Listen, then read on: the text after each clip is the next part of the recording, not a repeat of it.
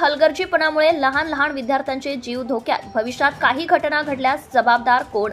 मनमाड शहरात मोकाट जनावरांनी थैमान घातलेला असून मनमाड शहरात जागोजागी मोकाट जनावरांचा झुंड तयार झालेल्याचं दिसत आहे।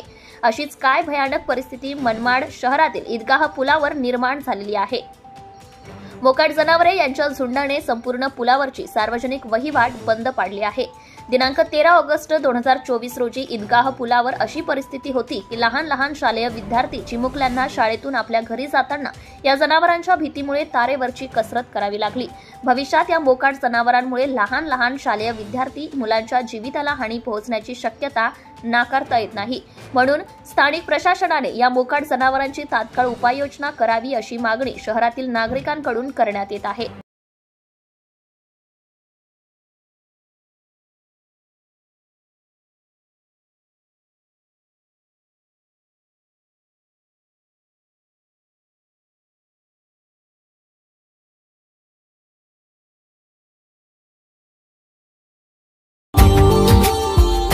Subscribe now and press the bell icon.